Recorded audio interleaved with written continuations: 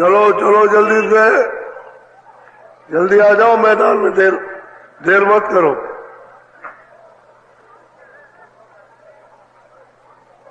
चलो चलो, समय होने वाला है।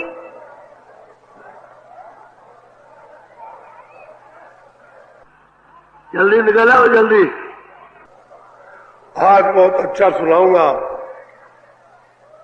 आपकी समझ में आएगा। दौड़ के आओ, सब सिर पर धोती रखो, ये सत्संग है। फिर इस चीज को सब लोग जान लो कि जय गुरुदेव नाम हमारा नहीं है और आपका भी नहीं है, ये उस प्रभु का नाम है। नाम जब जगा लिया जाएगा, सिद्ध हो जाएगा, तभी नाम लाभकारी होगा। इसके पहले कोई नाम लाभ नहीं करेगा। जिह्वा के नाम ये वर्णात्मक है, जो जबान से बोला जाए वर्णात्मक नाम, और जो अपने आप बोला वो ध्वनात्मक है। तो ध्वनात्मक नाम की साधना करने से सिद्ध होता है, वर्णात्मक नाम से सिद्ध नहीं होगा। वर्णात्मक नाम लेने से इंद्रियों पर शुद्धि का असर होता है। जीवात्मा पर जो बोझा लगा कर्मों का, उसका नहीं। तो पहले बाहर के अंगों को पवित्र करना चाहिए। जय गुरुदेव, जय गुरुदेव नाम किसका, जय गुरुदेव नाम किसका, जय गुरुदेव नाम किसका।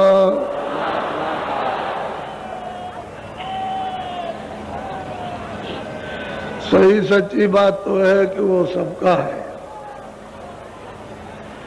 किसी एक का नहीं है। जब आप उससे अलग हो गए हो और सकल सूरत भूल गए, तो आप अपने पिता को भी कह सकते हो कि मेरा बाप नहीं है। बच्चे को पैदा किया, पिता परदेश में चला गया।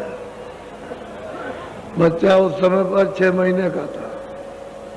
20 साल के बाद में जब वो आया तो देखा कि 20 साल का तो बच्चा है। तो लोगों ने कहा ये तेरा पिता है, क्या लगे नहीं, ये मेरा बाप नहीं है। ठीक इसी तरह से हम लोग अपने पिता को, अपने प्रभु को भूल गए। अब नकार रहे हैं कि ये नहीं है, ये नहीं है। ये बात भूल भरम की हो गई। जब भटक गए तो ये याद होता है। अगर जाग जाओगे तो इतना होश आ जाएगा कि जब मिलोगे तो कितना रोगे।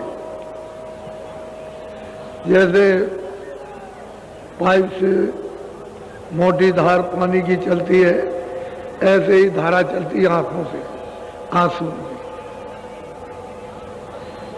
कपड़े जैसे भीग जाते हैं पानी में बोरने से, ऐसे ही खून आंसू गिरने से कपड़े भीग जाते हैं। तो बहुत समय हो गया अपने पिता से बिछड़े हुए, उसका पता ही नहीं है। अब जब किसी को मालूम हो तब तो कोई बताए, जब तक कोई आया बताने वाला तब तक तुम चले गए। तुमने शरीर छोड़ दिया, चले गए। या आया भी तुम हो भी तो ऐसे काम में लग गए कि अवसर ही नहीं मिला। तो आपको क्या पता लगेगा। इसलिए सारे लोग पिता को नकार गए कि नहीं है, नहीं है, नहीं है। सही बात तो यह है कि बहुत मुद्दत हो गई, युग बीत गए। जय गुरुदेव। सतगुरु सतनाम तुमको लाखों प्रणाम।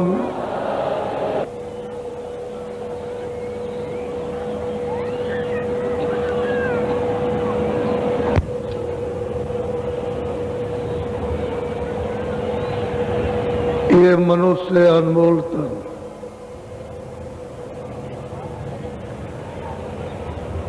आपको दिया गया है किराए पर। थोड़े समय के लिए मृतलोक में उसने जो अपना विधान बना दिया और उसका अधिकार आपको सब दे दिया।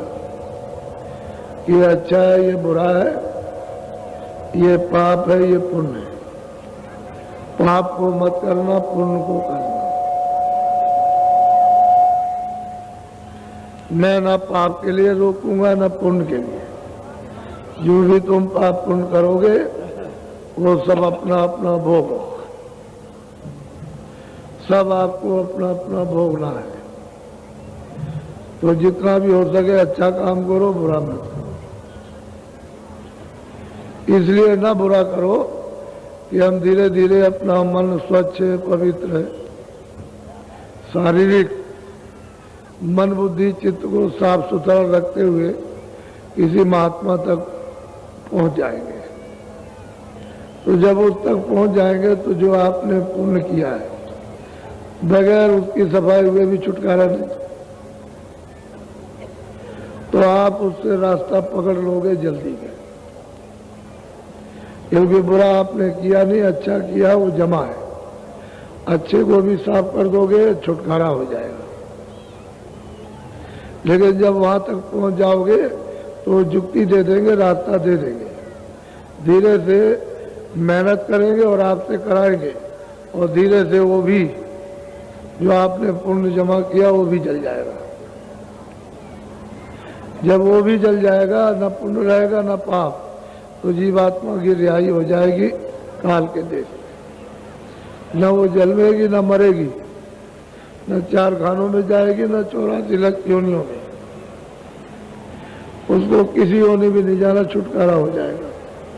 लेकिन तुम इस शरीर को पवित्र स्वच्छ साफ नहीं रखोगे तो यहीं रुक जाओगे, आगे आप जा नहीं सकते। तो महात्माओं के न मिलने का बहुत बड़ा नुकसान हो जाएगा, भारी नुकसान होगा। अगर महात्मा मिल जाएंगे तब तो नुकसान से बच जाओगे और जीवन की आपकी यात्रा भी पूरी हो जाएगी, नहीं तो ये यात्रा असफल रहेगी। तो ऐसा तन पाकर नर नारियों ने कि दरवाजे पे बैठे हुए सब कर सकते हैं। ये बच्चियां अनपढ़ हैं, कभी कभी सुनाती हैं कि महाराज बहुत जोर से घंटा बजता है, बहुत तेजी के साथ, इतनी तेजी के साथ बजता है कि यहाँ कहीं भी सुनाई नहीं देता। अब इनकी बात को अगर सुनो चुपचाप तो आप कहोगे तो पढ़ी लिखी नहीं है, ऐसी बात करते। उधर पढ़ने लिखने की तो कोई जरूरत है नहीं, वो तो पराविद्या है। जो इस विद्या को पढ़ लेगा वो सर्वोपरि, सबके ऊपर हो जाएगा। ऐसी विद्या है वो अध्यात्म विद्या। तो जब लोग सुनते हैं ऐसी कभी कभी कानों में भनक पड़ती है कि ये क्या कह रही है बाबा जी से, फिर और कुछ बताती है कि बाबा जी ऐसा ऐसा लोकता है। लोकता मतलब दिखाई देता है ऐसा। तो जो सामने देखेगी वही बताएगी, ऐसे अलग टप्पू कुछ नहीं, जो देखते हैं उसको इशारा करती है ऐसा। तो उसको समझा दिया जाता है कि तुम ऐसा आप करना। तो कहने का मतलब यह है कि आप ये समझते होगे कि पढ़ा लिखा ही करेगा, अनपढ़ आपसे ज्यादा जल्दी ज्यादा, क्योंकि उनका मन ज्यादा फैला फैला नहीं रहता। आपका मन तो बहुत फैला है, ऐसे फैल गया, लेट गया, अब वो जगह ही नहीं जगता। इंद्रियों पर घुटना टेक लिया और उसने अपना सिर रख दिया, अब उसको छोड़ता नहीं है। और ये सीधे साधे हैं, इनका जल्दी से छूट जाता है। इससे पिंड ऐसा कभी मत समझो, और कोई कभी मत समझो कि मैं पढ़ा लिखा नहीं हूं तो मुझे नहीं मिलेगा। सबसे पहले उसको देर नहीं लगती, ये बात है। तो मनुष्य जीवन सबको समान रूप से दिया गया कि सब लोग इसका फायदा उठा लो। और सही बात यह है, सबको उसने अधिकार दिया कि तुम जब चाहो, सुबह चाहो, शाम को चाहो, दोपहर में चाहो। और कलयुग में कोई रोक टोक नहीं, कोई जबरदस्ती नहीं कर सकता। जो चाहे सो भजन कर ले, और जो चाहे सो जीवात्मा को जगा ले, जो चाहे सो दर्शन करे। महात्माओं ने आकर के इस पृथ्वी पर बहुत काम किया, बहुत जीवों को जगाया, बहुत जगा कर और इनको वहां पर घर में पहुंचाया। छोटा मोटा काम नहीं किया, लेकिन आप फिर भी, ये तो जीव है, 84 से आएंगे। 4 खाने 84 लट्ठियों, अंडज, पिंडज, उखज, अस्थावर, जो अंडे से पैदा होते हैं अंडज, जो जोर से जेर से पैदा होते हैं पिंडज। और बरसात आती है तो पृथ्वी से एकदम निकल बसते हैं, उसको कहते हैं उखमज। और वृक्ष आदि जो खड़े हुए पृथ्वी पर, इसको अस्थावर कहते हैं। ये तो 4 सेंटर जेल खाने हैं, और बाकी अपने छोटे छोटे बहुत हैं। 84 लक्ष्य यानी मतलब जेल खाने हैं। तो उसमें अब जीव उधर से घूम के आता है, काट टूट करके वहां से लौट करके आएगा कितने युगों के बाद।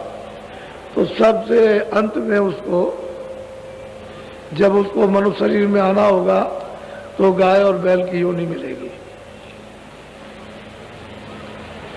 गऊ और बैल की योनि में, गऊएं तो स्त्री यानी तन पा जाएगी, और बैल जो है पुरुष तन पा जाएंगे।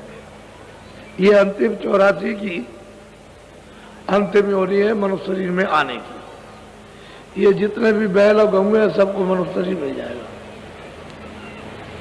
लेकिन आपको ये बताया कि इनको छेड़ना छाड़ना नहीं, चारा पानी देना, इनसे जो खेती का काम लेते हो अपना लो, और वो गऊएं हैं उनसे दूध अपना लो, बछड़े पैदा करो, बस चारा पानी देते रहो, और इनको अपनी मौत मर जाने दो। बीच में कोई काटना पीटना नहीं। अगर तुम काट दोगे तो बीच में उतना समय जो इनका रह जाएगा, 5 साल, 2 साल, 4 साल, तो उसमें प्रेत योनि में चले जाएंगे। प्रेत योनि होती है, उसका पेट बहुत बड़ा,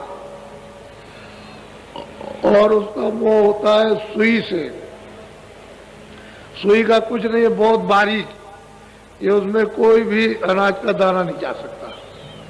और भूख लगती है बहुत,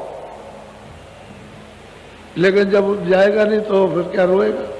तो ये रोता चिल्लाता है, चीखता है, प्रेत योनि, उसी को भूत योनि कहते हैं, विचार योनि। इसमें भी कई एक जातियां हैं। तो जब वो प्रेत योनि पूरी हो जाएगी, तो फिर मतलब ये है कि वो छूट करके उसका हिसाब होगा, और फौरन मनुष्य शरीर में आएगी। तो बैल तो आ जाएंगे बच्चे की योनि में, गऊंगे आ जाएंगे बच्चियों को।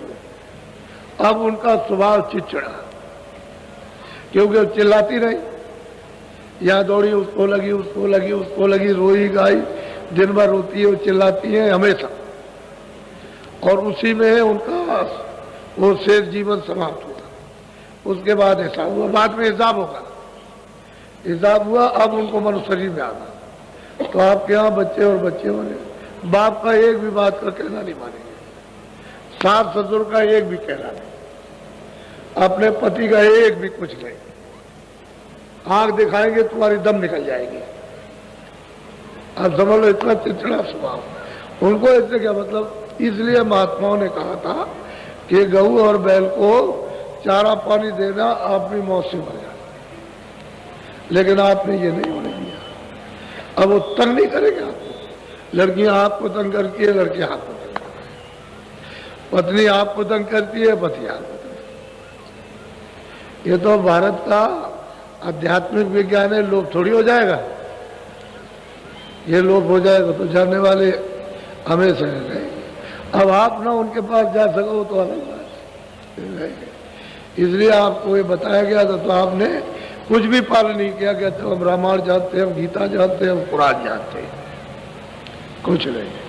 कोई किसी को नहीं जानता है, बस जायका है, इंद्रियों के स्वाद है,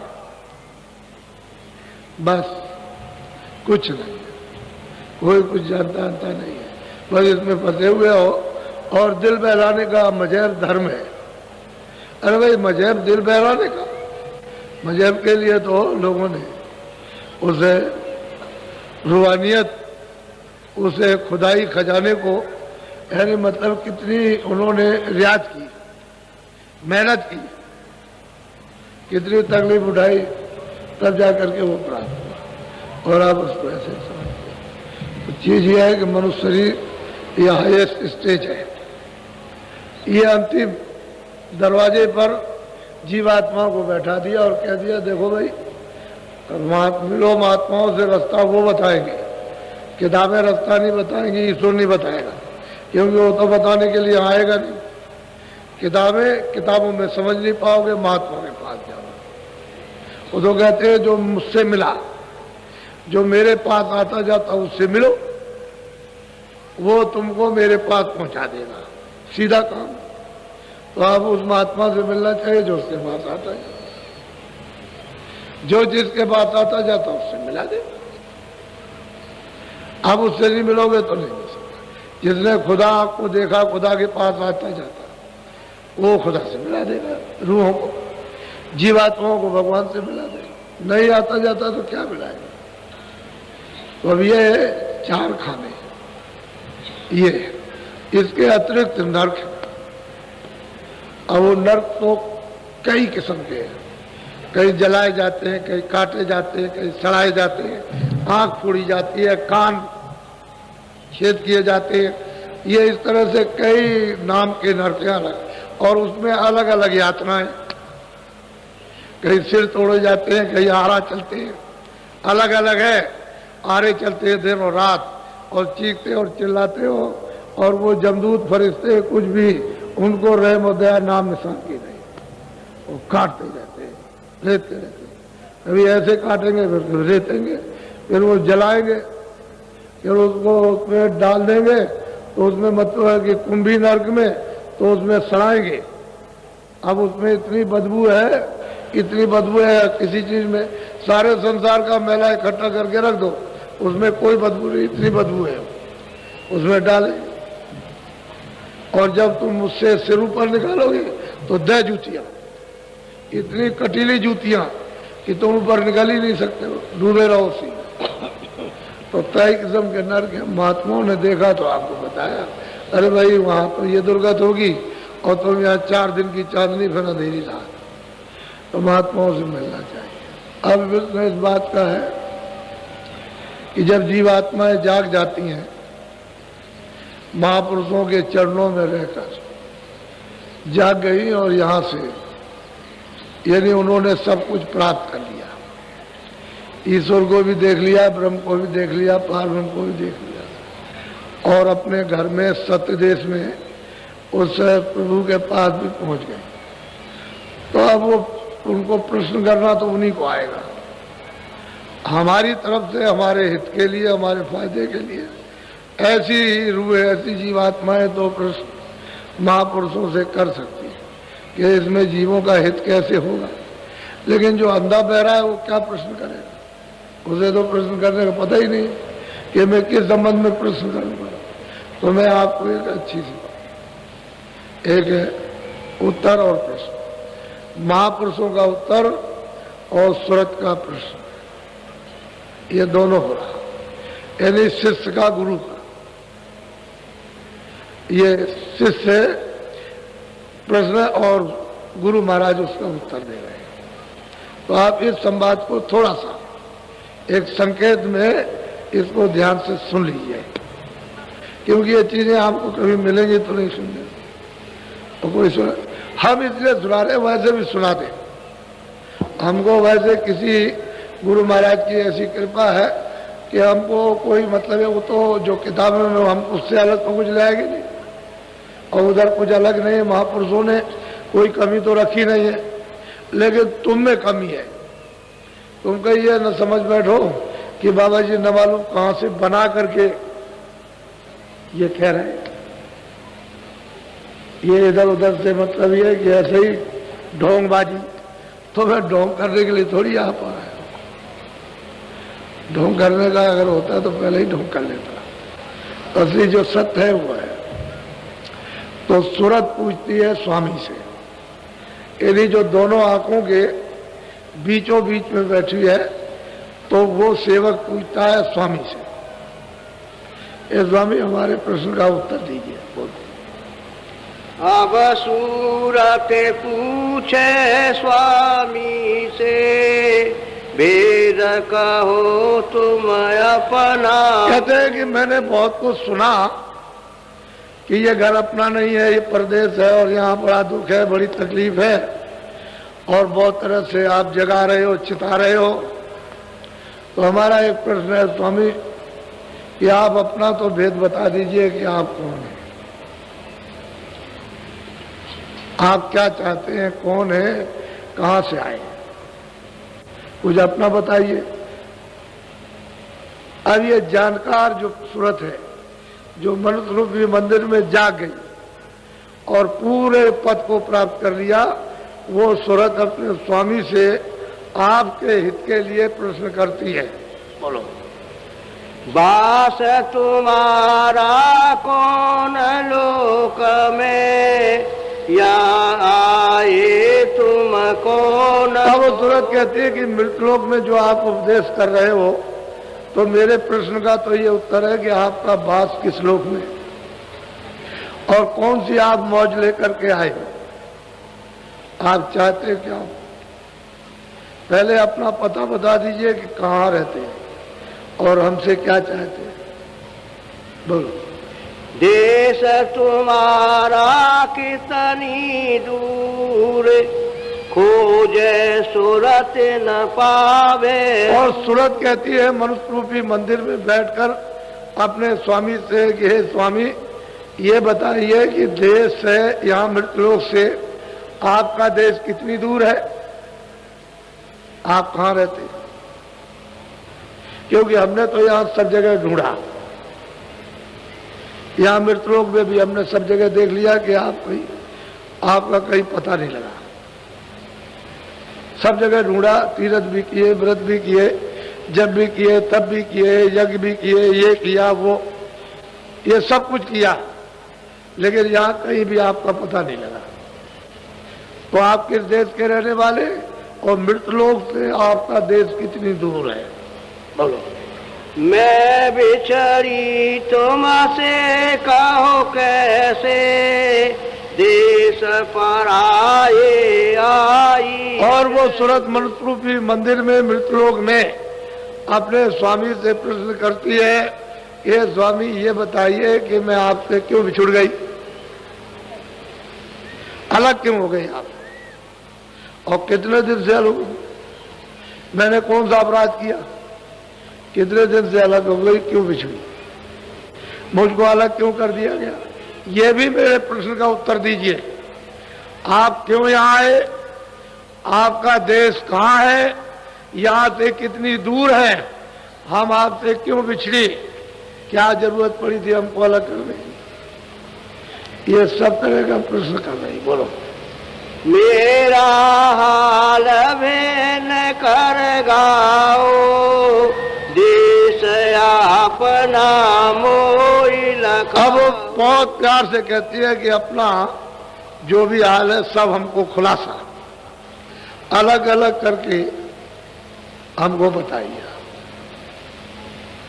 सब बिल्कुल विधि विधान से हमको समझा दीजिए, जिससे हमारी सब तरह की शंका खत्म हो जाए, कोई शंका न रहे। और फिर मुझको दया करके अपने देश का पता ठिकाना दीजिए। बोलो। मन तन संग परी में कब से, दुख पाए बहुतक में जब। कहते हैं कि मैं मन और तन के साथ, इस तन के साथ और इस मन के जिसमें मन है और तन, तन कहते हैं शरीर, इसके साथ में यहाँ बहुत दुख सुख हो रहा, मुझको बहुत तकलीफ हो रही कब से। ऐसा मैंने कौन सा कसूर किया, कौन सा अपराध किया है कि मुझको एक तन में आकर के डाल दिया और यहाँ तरह तरह के मैं यहाँ पर दुख भोग रही हूँ और कोई यहाँ सुनने वाला नहीं। और आप कहते हैं कि चलो अपने घर में, चलो अपने घर में, अपने घर में चलो, तो पहले तो हमको बताइए कि आप हैं कौन और किस देश में रहते हैं और कितनी दूर है, फिर मुझको आपने अलग क्यों किया। उसके बाद तन मन में आकर के तन और मन के साथ क्यों मुझको डाल दिया और मैं रो रही हूँ, चिल्ला रही हूँ, हमारी कोई फरियाद, कोई पुकार नहीं सुन रहा। बहुत ऊंचा प्रश्न है, छोटा मोटा नहीं, बोलो। क्यों भूली मैं देश तुम्हारा, आए पड़ी परदेश। अब वो सूरत कहती है कि स्वामी आपके देश को मैं क्यों भूल गई, और यहाँ आकर के मृतलोक में, परदेश में, तो मृतलोक सही बात है कि अपना देश नहीं है, और मृतलोक में आकर के यहाँ मैं अपने देश को, अपने गांव को भूल गई, तो यहाँ आकर के पराए देश में, परदेश में पड़ी हूँ। और ये मैं जान रही हूँ कि मुझे यहाँ कोई किसी तरह का सुख नहीं है, लेकिन मैं क्या कर सकती हूँ, तन के साथ मन के साथ बंधी हूँ, और ये जिल्लत मुसीबत जो तकलीफ है सब हो रही हूँ। तो ऐसी मुझ पर नाखुशी है। अब प्रसन्नता क्या हो गई, मैंने ऐसा कौन सा अपराध किया कि अपने आपके देश को भूल गए। अब मैं तो कहती हूँ वो देश नहीं है, तो आप समझा रहे हो, बुझा रहे हो, बहुत प्यार से प्रश्न कर रहे हैं, बोलो। पाताल बसों के मृत्यु लोक में, स्वर्ग बसों के ब्रह्म। अब पूछते हैं कि स्वामी ये बताइए कि अच्छा आप पाताल लोक में या यहाँ कहीं मृत्यु लोक में या स्वर्ग में या वैकुंठ में कहीं आप रहते हैं, पता तो बता दीजिए कहाँ रहते हैं। वो ये चाहती है कि हमने आपको पाताल में भी ढूंढा, वो कहेगी मैंने पाताल में भी ढूंढा, मैंने आज सब जगह मृत्यु में भी खोजा है, कहीं नहीं मिले, स्वर्ग वैकुंठ में भी, तो आप इन लोगों में नहीं में रहते हैं, बोलो। विष्णु लोक वैकुंठ धाम में, इंद्रपुरी शिवम। कहते हैं कि भाई वैकुंठ धाम में आप रहते या इंद्रपुरी में रहते या शिव धाम में आप रहते हैं, विष्णु धाम में जागे रहते हैं, ये तो बताए कि मैं इन लोगों में रहता हूँ, बोलो। कृष्ण लोक या राम लोक में, प्रकृति लोक या पुरुष लोक। कहते हैं कि आप राम के लोक में या कृष्ण के लोक में, पृथ्वी के लोक में या माया के लोक में, किस लोक में आपका निवास है। तो ये मेरा भी भला है और इनका बेचारे जीव पीछे आएंगे, ये जब सुनेंगे तो इनका भी भला हो जाएगा। या तुम व्यापक सभी लोक में, चार खान चर। बहुत ऊंचा प्रश्न सूरत करती है मनुष्य इस तन में बैठ करके कि आप क्या सर्वत्र व्यापक है, सब जगह, कोई जगह खाली नहीं है, या चर अचर में या चारों खानों में, अंडज पिंडज उपवज स्थावर, या मतलब है नरकों में भी आप, किस जगह आपका स्थान है, कहीं ना कहीं तो होगा ही, ऐसा तो नहीं कहीं ना स्थान नहीं है, इन लोगों में हो तो हमको बताइए, आप बोलो। क्यों मोहि डाला काल लोक में, अति भर माया कहते हैं कि स्वामी आपने मुझको काल के देश में आकर के क्यों डाल दिया और यहाँ इतने तन में आकर के इंद्रियों के साथ बांध दिया। अब हम दुख और सुख तमाम तकलीफ भोग रहे, इस मोह ममता में रो रहे, चिल्ला रहे, तो हमारी तो कोई पुकार या कोई सुनने उनने वाला नहीं है, हमको यहाँ क्यों डाला, इस मुसीबत में क्यों बचा दिया।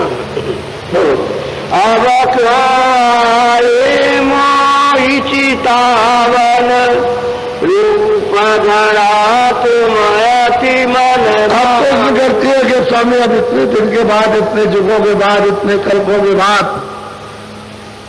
आप आए हो। कितने सज्जु, कितने त्रेता, कितने द्वापर, अनगिनत दिन बीत गए और कितने कितने कष्ट हमने उठाए। 4 खानों में, 84 तिमियों में, नरकों में, वहां हमारी किसी ने कोई विपदा नहीं सुनी। हम कैसे पल पल सताए मारे गए। अब आए हमको जगाने के लिए, चिताने की चेत जा। और रूप कैसा धारण किया, मरमरा बूढ़े जमाना। मैं दासी तुम चरण निहारे,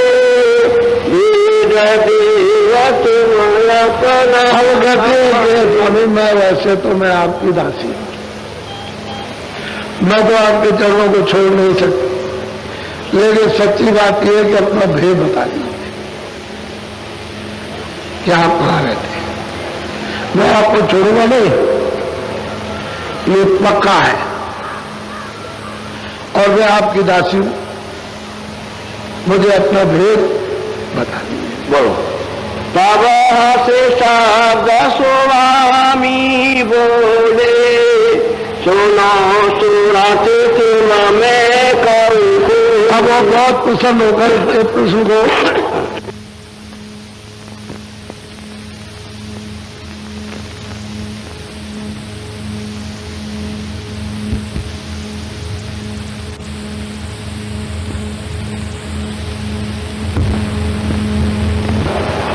तूने जो मतलब जो कुछ भी पूछा है, मुझे बहुत प्रसन्नता, मैं सब खोल करके तुझे बताऊं, तभी समझ में आएगा, इस तरह से नहीं आएगा। बोलो।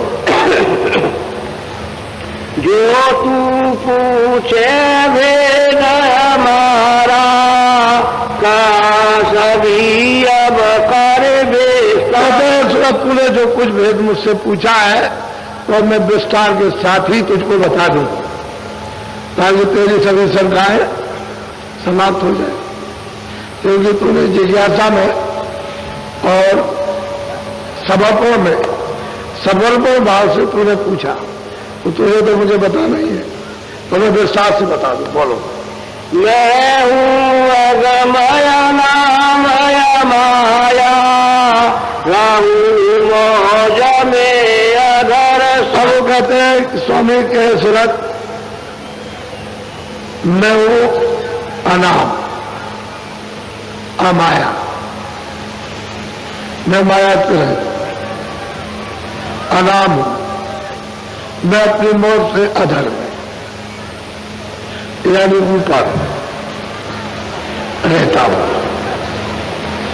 मेरा भेद कोई नहीं जानता। बोलो। मेरा भेद न कोई पावे, मैं ही कहूँ तो कहना मेरा। देख तुरंत, मैं मेरा भेद कोई नहीं जानता। न ऋषि जानते, न मुनि जानते, न योगी जानते, न जति जानते, न सन्यासी जानते, न ब्रह्मचारी, न विद्वान जानते। मेरा बोध न कोई नहीं जानता। मैं जब अपना भेद खुद कहूंगा तभी जानने में आएगा। मैं अनाम हूं, अमाया। वहां माया नहीं है, वहां कोई नाम नहीं, और अदर में रहता हूं अपनी मौज में। बोलो। प्रथम अगम रूप में धारा, अब वो कहूँ तो कहना। वो कहते हैं कि देख तुरंत, मैं बिल्कुल अनाम था, मेरी मौत इच्छा हुई तो मैंने अगम रूप धारण किया, अपना अगम रूप धारण किया और अलग लोक में उसको स्थापित कर दिया। अपने अनाम से, अपने देश से मैं अकेला था, अनाम था, अमाया रहित था, अधर में था। मेरी मौज उठी तो मैंने अगम रूप धारण किया और अगम लोक में उसकी स्थापना कर दी। बोलो।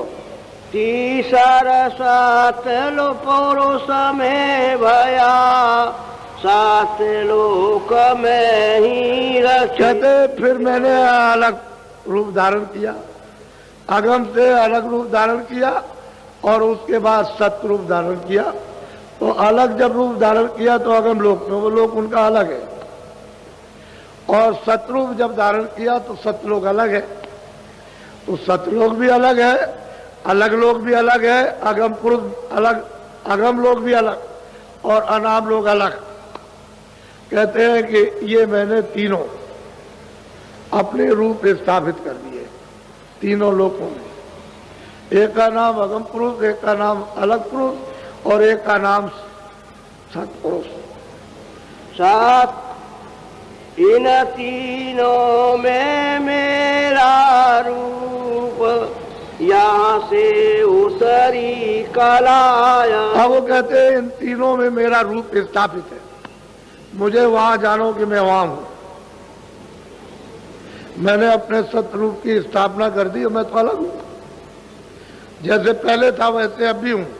मेरी मौज उठी तो मैंने मतलब ये कि तीन रूप स्थापित कर दिए तीनों लोगों में। अब जो कुछ भी रचना का विस्तार होगा यहीं से होगा, सतलोक से सतपुरुष से होगा। कहते हैं सतपुरुष से दो कलाएं निकली, दो धाराएं। बोलो। यहाँ तक निज कर मुझको जानो, पूरन रूप मुझे। हाँ, वो कहते हैं देख सूरत, सही सच्ची बात तो यह है कि इन तीनों लोकों में मेरा रूप, किसी में भी पहुंच जाओ मेरे पास आ जाओगे। सतलोक में चले जाओ, अलग लोक में चले जाओ, अगम लोक में, जो भी यहाँ आएगा वो मेरे देश में आएगा। उसके लिए वहाँ कोई बंधन किसी तरह का नहीं, क्यों मेरा रूप है। वहाँ कोई मिलोनी नहीं है, वहाँ कोई बंधन नहीं है। जो सूरत यहाँ पहुंचती है वो आ जाती है।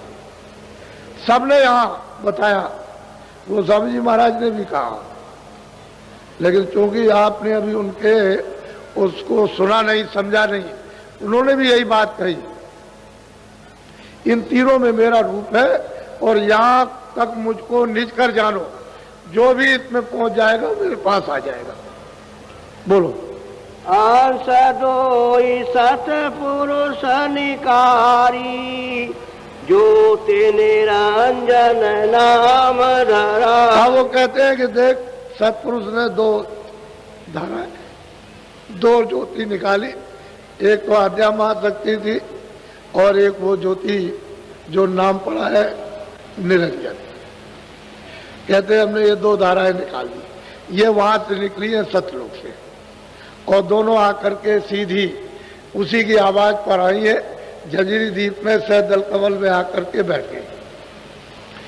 इनको आद्या महाशक्ति को थोड़ा और नीचे उतार दिया तो नीचे आकर के बैठ गई।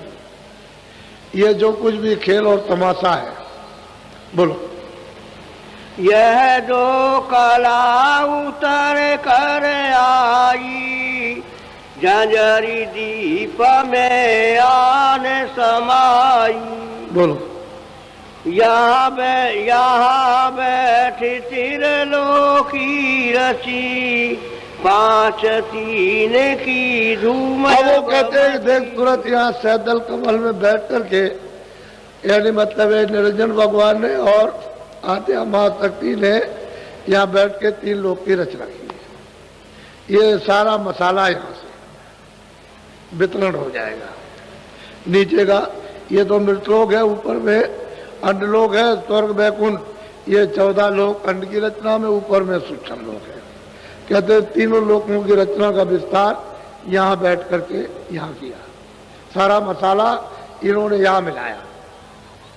अब वहाँ हर तरह का मसाला मिला दिया और मिलाने के बाद उसको नीचे ले आएंगे उसी मसाले को, और वही मसाला फिर यहाँ मोटा हो जाएगा, स्थूल हो जाएगा।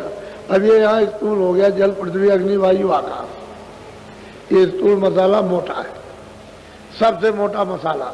और इसके ऊपर में जाओ तो चेतन मसाला, लेकिन उतनी चेतनता नहीं जितनी होनी चाहिए, और ऊपर में जाओ और भी उससे भी ज्यादा चेतन। तो कहते हैं कि तीन लोक की रचना का मसाला यहाँ बैठ करके दोनों ने ये तैयार किया, तब रचना फिर बैठेगी।